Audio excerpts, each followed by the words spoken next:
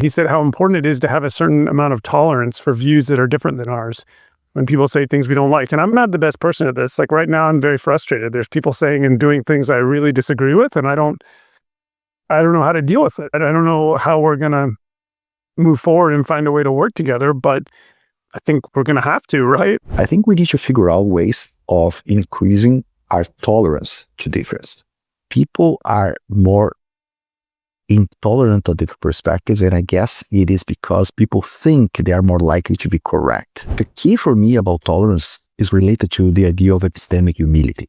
This humility about the fact that we do not know the truth. The truth is out there, is really complex, and the way to approach truth is only through models, but models are incomplete. One of the biggest problems in the world right now is that people pay too much attention on their first reaction of any news and think that is the ground truth. We need to design systems where tolerance and awareness for difference emerges more naturally.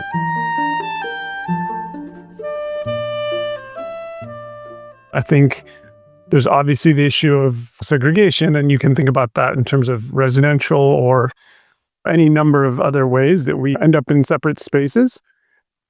Obviously ideological and consumption of information, but I think that gets back to this issue of sorting and how we spend our time and about the kinds of media we're consuming, whether it's smartphones or social media or even just streaming media, how much that allows us to kind of get into a very individualized space.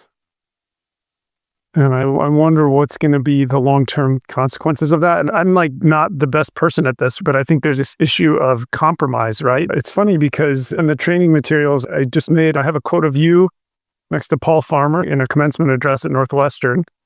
Paul Farmer being one of my heroes, saying, most of the important things that you're ever going to do in this world, it's going to be through partnership, working with other people. And I have a quote from one of your other videos in there.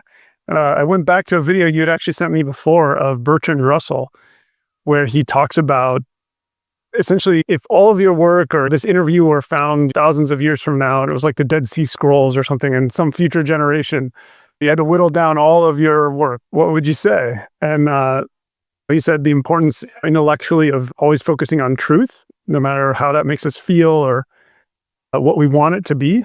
And then the other thing he said is that love is wise and hate is not, right? But in part of that, he said how important it is to have a certain amount of tolerance for views that are different than ours when people say things we don't like. And I'm not the best person at this. Like right now, I'm very frustrated. There's people saying and doing things I really disagree with, and I don't know how to deal with it. I don't know how we're going to move forward and find a way to work together, but I think we're going to have to, right? I mean, we're going to have to. How much does that have to do also with common narratives? And I wonder about that because, you know, as a Greek American growing up in the US, I would end up hanging out with lots of Greek people in one way or another. And essentially at some point, what you realize is that, yes, we have this kind of common heritage and there's something beautiful and very cool about that. But then there's some Greek people that I really like hanging out with and I find really cool or really funny or just I connect with. And there's some that I don't really connect with, right? And it's kind of that way with everyone. At some point, you realize that. And I think we do have these instincts of whatever kinds of dimensions of similarity, it does make us more comfortable. But what does it take for people to be able to work together? I think that's kind of what we need to figure out in the US right now. I guess maybe the whole world, right? What does it take to work together? So here's how I react to what you're saying. I think it is true that going a little bit nerd here, each person is like a vector of characteristics, right? There are a little over 8 billion people, but there could be like so many dimensions, like your gender, age, race, whether you wear glasses, how tall you are, how much you weigh, like what your culture is, and all these kind of dimensions. And maybe we'll have like 500 billion different dimensions that we can be different from each other. And of course, some of those differences like turn on or turn off, depending on the pairwise comparison. But the key issue, and I think this relates to identity,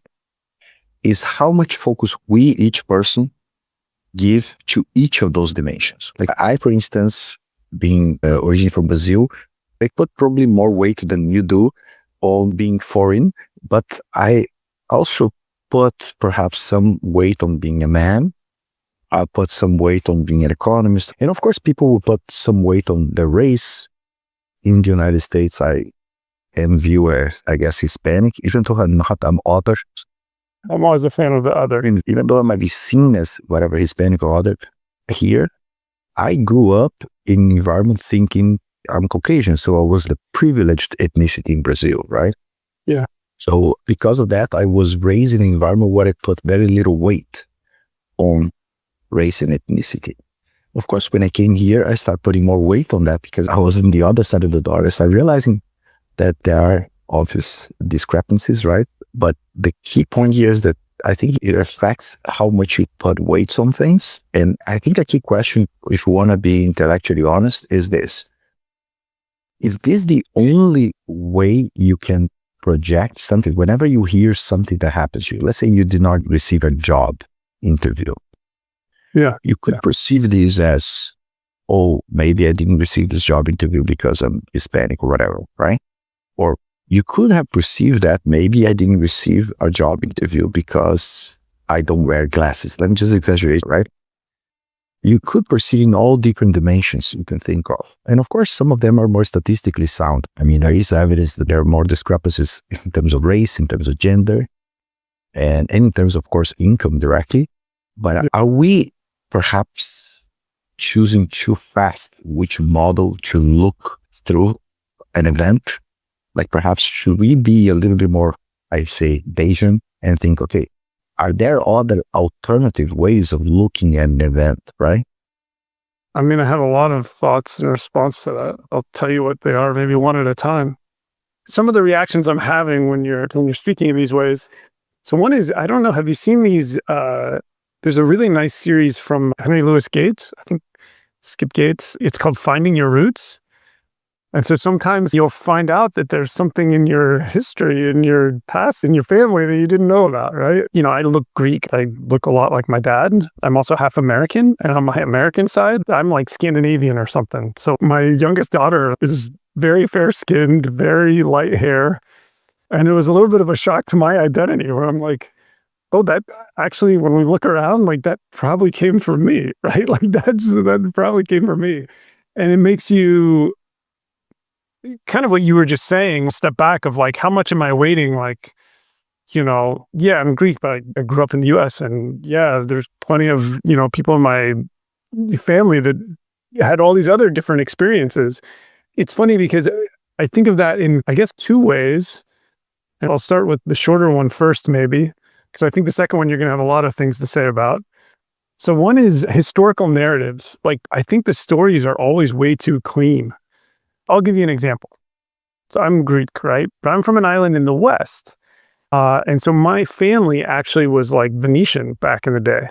And the island where my family was Venetian for a long time. So like my family's kind of quasi-Italian in some sense, right?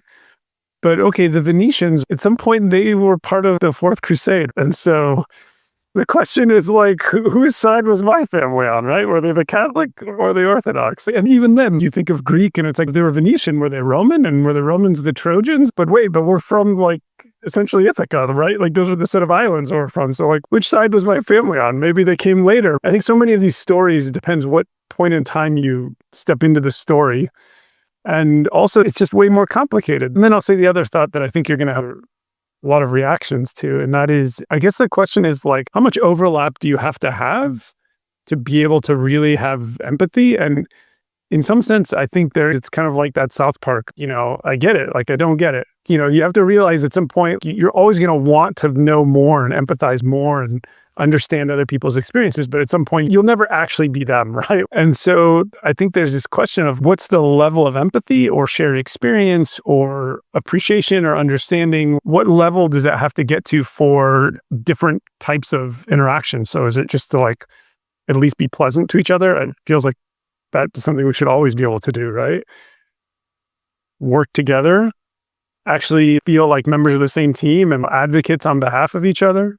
I think an obvious one that's worth discussing is gender. So like, I'll say one more thing and then I'll let you react a little bit. You'll hear people say things like, as the father of a daughter, I would never want this to happen. And you're like, well, if you had a son, it would be okay, right? It's like, but I will say, as somebody with daughters, it's like kind of how much empathy do I have to have? And how much do I have to understand their kind of experiences in life and their perspective and their position, and maybe even like how this weight, influences the way that they interpret things in the world. How much do I have to understand that to be able to fully support them and to be a good parent? Like, I don't know. I think this goes back to Bertrand Russell's little video that I sent you. I think we need to figure out ways of increasing our tolerance to difference, which is a very different thing than combating segregation, right? If you ask me, should we try to combat segregation? So I have a lot of reasons to believe that although segregation generates a lot of bad stuff, it's a bad idea to try to combat directly segregation, because first of all, some things could be good, but most importantly, we can go into that, but there are lots of potential unintended consequences if you try to combat segregation directly. I think the idea of increasing tolerance is key here, because we need to figure out a way to mitigate whatever discrepancy happens through segregation, which is the key consequence of segregation. Some discrepancies, who cares? Like if you and I choose different toothpaste, we don't care about the consequence of that. But if you and I choose different schools and you're rich and I'm poor, of course, we're going to have major discrepancy in resources in those schools. And chances are your kids are going to do much better than my kids for reasons that have nothing to do with their efforts, right? And maybe we all share this perspective that this is unfair.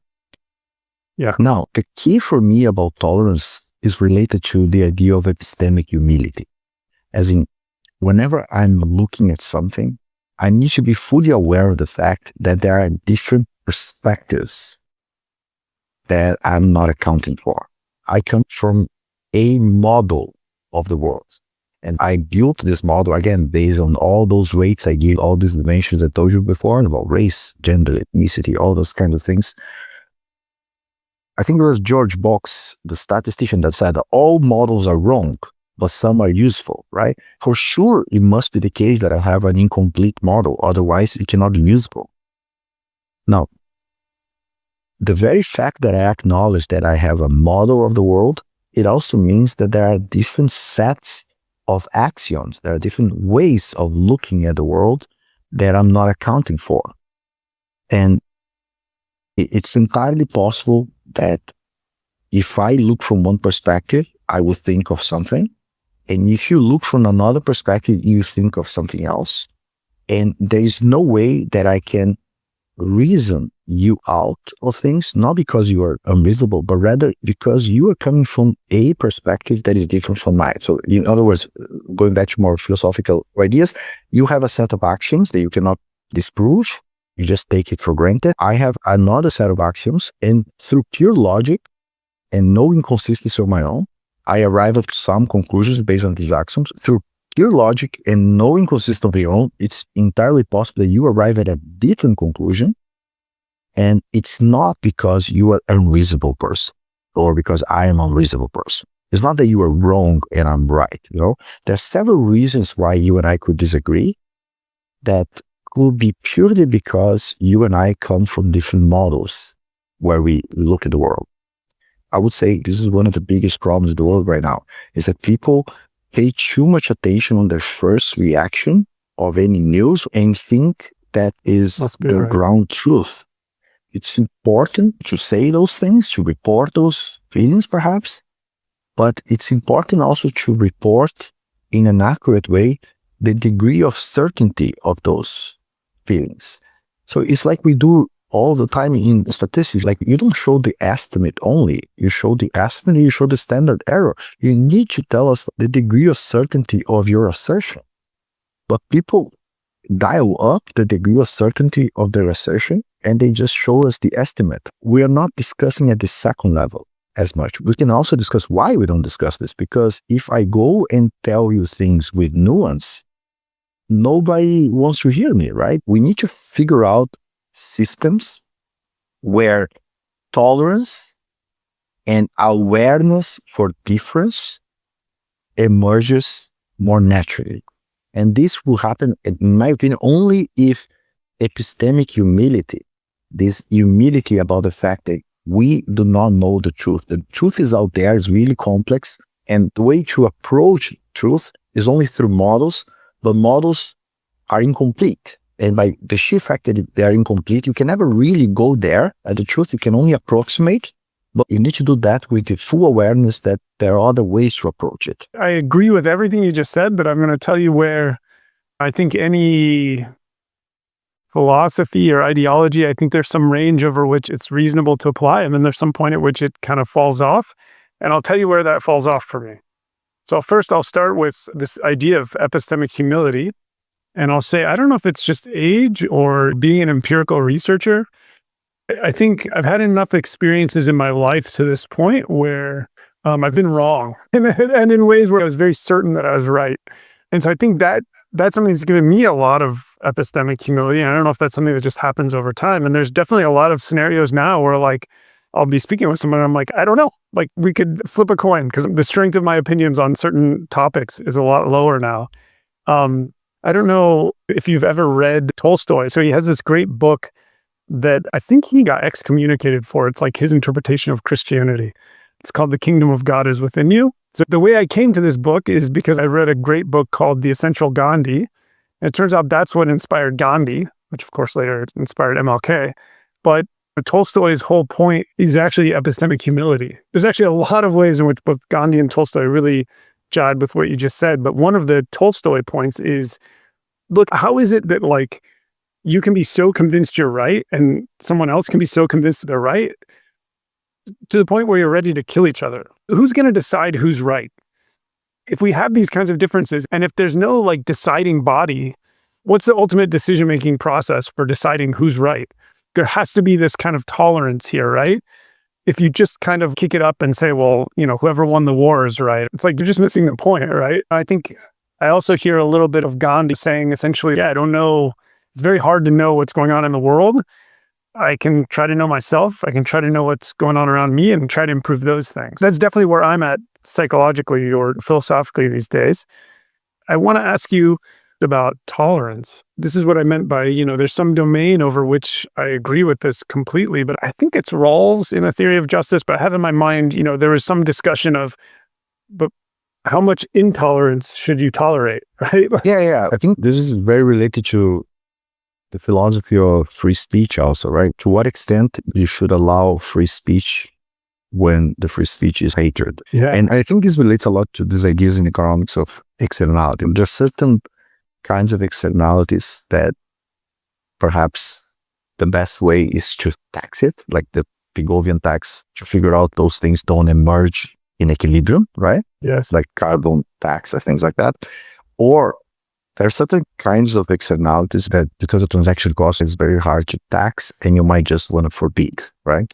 Like for instance, right now, currently, if I smoke around, well, you are in France, so that's different right now from me. But if you are in the United States and you are in a coffee shop and I'm smoking nearby and I'm generating externality, we currently don't have the technologies to tax it. So we just forbid it, right? Like one cannot smoke inside a building or something like that, right? Yeah. The way I like to think about is dynamically, as in, what are the ideas that are self-coherent? As in, think in terms of math is like a fixed point theorem, right? What is an idea that if it continues that way, it would lead to consequences where that idea can still remain to be true? Like, for instance, I think segregation without an approach to build tolerance is not coherent, because segregation without a policy to counteract the negative consequence of segregation would generate major intolerance, not only polarization, but major inequalities. We discussed all those issues. So that's not self-coherent because it will eventually generate something that we don't want. That's the world that we don't want to live in, right? Yeah. But also we do not want to live in a world without segregation because it's not self-coherent either, because you and I are different from each other and you and I would like to make different choices because of that.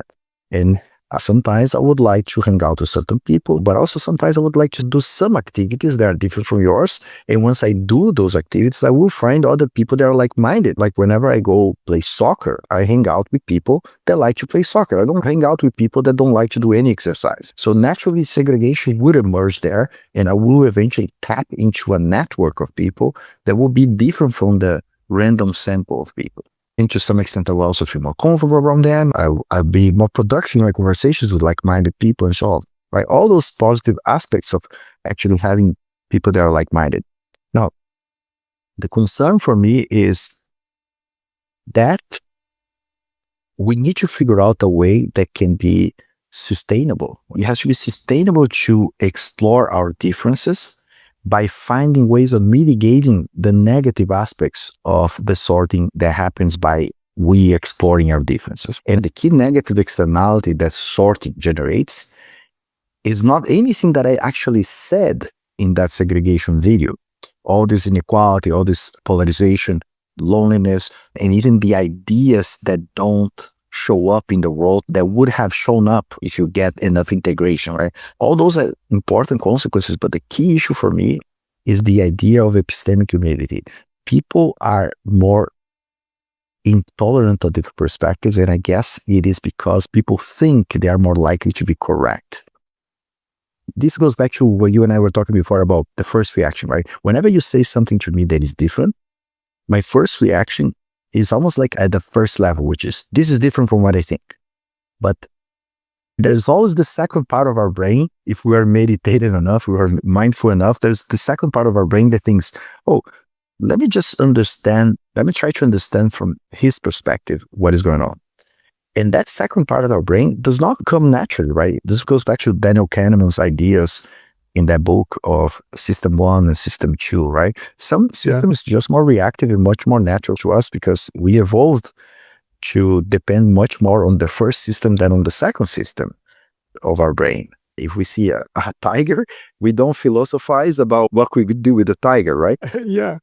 I'll say this is something that I really agree with about Buddhism is I do really think that so much about life is about balance, right? And so I'm thinking about these issues about segregation, and I think on the one hand, yes, it's very good that you and I can go meet up with people that go play soccer or basketball or whatever, and we'll pass our time better if we're with people that enjoy those activities as well, or crocheting or whatever it is, right? Like literally whatever it is, right? If we have those common interests. But I do think the opposing mechanism is, well, there's a bunch of opposing mechanisms. We've spent a lot of time talking and thinking about those.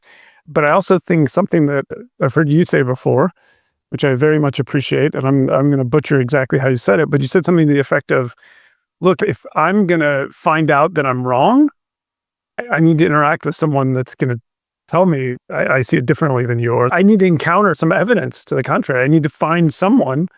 And that, I think, is this huge issue with what's going on right now, right? How much are we actually able to encounter those ideas and come face to face with them and actually have to grapple with them?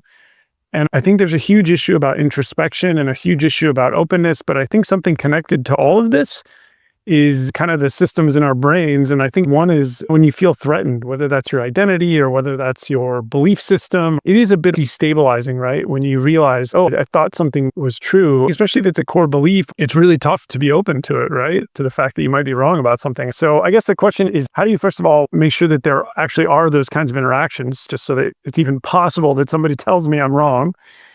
And then I can't just have a mind so open that it just totally falls out, right? I have to have some form, some shape, and some kind of direction in the world and some set of beliefs. And like we said earlier, right, it's something I heard Heckman say, you can only make conditional statements, right? Like I have to take some axioms and I have to have some kind of model. Exactly. How do I have some form, but without being too brittle? That's exactly right. The brittleness is the problem. The fact that it's so hard for most of us to, it's not most of us, it's most of the time, right? I really try to have epistemic humility, but most of the time I don't, right? Most of the time, my system 1 is just too strong. The issue is, how can we figure out a way to do that more often and across more people? I do not know the solution to this problem. My first reaction will be something like, it is true that exposure to diversity to some extent is key, because exposure to diversity is exactly what creates cognitive dissonance, which is what you're saying. When somehow I either hear somebody saying something that I disagree, or more precisely, something that I was not expecting, right? When I hear something that I was not expecting, and sometimes it's not even actually I hear you speaking, but maybe I'm speaking something and I see you doing a face that you disagree, and I was not expecting that. I was expecting some kind of nod or something like that, right? That would already generate enough cognitive dissonance for me. But whenever you hear some kind of pushback in any way, shape, or form, that's when you start paying more attention. Now, whenever you have cognitive dissonance, it doesn't mean necessarily you're going to learn something useful, right? So if I speak something now that you are not expecting, like I talk about the pink elephant or something like that, you're thinking, what is Greg even talking about? That's useless information. But the moment I spoke pink elephant, that moment your brain just start paying attention. And of course, that is useless information, so you learn nothing out of it. But sometimes you learn something useful whenever you hear something that you're not expecting. Because we all try to conserve energy and attention, right? Because it's a scarce resource. So it doesn't make sense for us to allocate our energy and attention to things that we were already expecting it to be true. It's just not a good use of our resources. So naturally, you tend to pay more attention whenever you have a cognitive dissonance, when something is different from what you're expecting. Now, when something is different from what you're expecting, and at the same time is useful, that's when there is a chance for you to learn something, right? Now, in my perspective, one could obtain this cognitive dissonance in many ways, not necessarily through actual integration, because as you know, as we've been discussing, integration does generate a lot of negative externality too, right? If you force people to integrate when they do not want to integrate, there's a problem there, as we discussed. Yeah. So you could figure out ways of exposing people to diversity, which perhaps might increase not only their tolerance to difference, but also their empathy to how others' axiomatic systems could lead people to see things in a different way. Or perhaps we can create just social norms. You know, sometimes social norms are very useful shortcuts to solve problems, right? Because they hijack the system, and instead of actually solving all the inherent problems that lead to all these issues, we just create social norms of speech. Like, for instance, we do have a lot of social norms in speech in academia. Whenever you and I are going to present a paper, the sheer fear of shame of saying something wrong for us is so high. And whenever we want to make a statement that is a little bit stronger, we say something like, oh, I'm sure there are people that know more things about this than I do in this room, but, and then you say things like that. You add caveats like that, right? So we try to signal to whoever is listening to you that there's more nuance to what you are about to say than you are currently saying. Because then the audience is more likely to not take your word for it, because even their first reaction to it will be a little bit more mindful, because they'll say, well, Greg just told me that there's more nuance to this after he just said that, right? I think that maybe we can create social norms that, and we can develop social norms not only in academia, but in other places where nuance can emerge more naturally. So let me focus on something, because I think it's at the heart of the issue here. And I don't think I have a coherent set of thoughts on this yet. Part of it is, I think it's something where the answer is in some kind of shade of gray, but I think having some kind of principles would be useful. We tend to react very strongly when we feel threatened, right? It's like, okay, these guys are trying to destroy the country. They don't want a capitalist system. They don't want a democracy. They don't want this. They don't want that, whatever, right? So once you feel threatened, I feel legitimate to like not listen to them or to do whatever. And I think there is this question of where do you draw the line on intolerance, right? I think people who are at higher levels of consciousness than I am, so I'm no Gandhi, I'm no MLK. I actually do think there's times when violence is necessary, and I trying to get there on a lot of levels. People that are more evolved than I am, they're much more accepting than I am. Think of something like Rwanda. So you have a terrible genocide. After it's over, you have neighbors who did terrible, awful things to each other, right? And they got to live together. Like, got to figure out how to make a country. And it's a very complicated story, what's happened there over the past maybe 3 decades. Is there a line where I can't tolerate that? I think the point is people are drawing that line way too early and just saying, like, I can't talk to those people, but I'm not good at that. Like, I'm the same way. I'm like, I don't want to talk to those people. They're doing things I don't agree with. And I want to draw the line. That's too far. That's too intolerant. Can't tolerate that much intolerance. Well, but now I'm becoming intolerant, right? Yeah. There's something to that as well. But then again, to what extent we as society can afford those things? In other words, if you are not tolerant or you are not willing to improve your tolerance fast enough, there is an externality that you're generating for society, and that should be part of the discussion here too.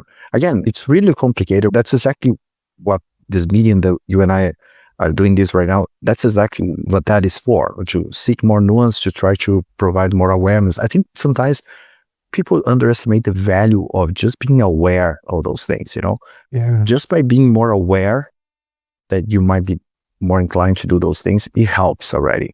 And it may be possible that you might not be ready, or I might not be ready to grow in that dimension, but you get a little bit curious, and curiosity helps here. Is there a chance that that person that I think he or she is an idiot because they think that? Is there a chance that they may have a point here? It's just that they're coming from a very different set of experiences. That little thing, that little thought creates a little pause, and that helps, right? That pause makes you perhaps go to system 2 in your brain a little bit more often, Yeah. And I guess I'll say 2 things. So one is, maybe there's levels of intolerance too, right? Maybe where before you would have a reaction, or I would have a reaction of like, get out of here. Okay, maybe that's not my jam or that's not my style, but kind of live and let live. Maybe it's a little bit more, I don't have to directly oppose everything, right? Maybe I don't understand that, or maybe it's not the way I would do it, but okay, maybe I'm going to go do something over here in the direction I want. But then the other comment is, and I think this is where you're at these days, and I'm curious to hear your thoughts on it, is just this issue of introspection and how that maybe improves the situation or your ability to react well, or just to be mindful in the world. When you say introspection, you mean more like meditation and things like that? Maybe all of it. Just thinking about yourself and your own emotions, your own thoughts, just trying to be self-aware and self-conscious. Again, things I'm not always great at myself, but Yeah. I would say that, yes, I think meditation helped me a lot to go more to my second system before I speak. But I've been doing meditation for a long time, but on and off, like usually 10, 15 minutes. Only recently I started doing meditation more than an hour. But one thing that helps you a lot, it does increase the chance that you go away from the reactionary side to the second system, the one that you start thinking, there is a chance that they have a point. I see this a lot with my kids. Most of the time I'm interacting with adults, right? So if a person behaves with me as an adult, like sometimes my child behaves with me, my first reaction will be almost like awkward, as in like, what are you doing? Right? But then my reaction side is not smart enough. So my reactionary side looks at what my 9-year-old son does, or my 12-year-old daughter does, and I do not judge them as a 12-year-old or 9-year-old that they are, that perhaps they don't have yet certain skills or certain knowledge, and I need to help them, coach them how to build those things. So if I were in a reactionary side, my tendency would be to respond to them how I would an adult, because most of the time I'm interacting with adults, right? Yeah. So I think meditation, and not only meditation, but journaling, things like that, and walking without listening to anything, like essentially zeroing my input and just increasing just the awareness without any additional input, right? Any music, nothing. It has helped me a lot, but it has helped me like 10, 20%. Honestly, I can tell you, and my kids can tell you, I react a lot too. So the question is how we can improve on that. But I mean, there are lots of things that led me to be in a position to be even aware that there were differences and that there is value in seeking nuance and things like that. Yeah. How can we actually figure out a way to get more people in this bandwagon, right? How can we get more people even people that are currently stuck in their own perspective, they cannot even envision how on earth there could be any positive value out of stepping back and looking at things from a different perspective? How can you go there? And honestly, I do not know the answer to this question, but I've been thinking quite a bit, like 10 years on this at least. And I do have some ideas. We could talk more about that in another time. I love it, man. It's good stuff, man. Yeah. Always fun talking to you, man. Always fun. Cool. I have an idea for a paper. I'm going to send it to you. Okay.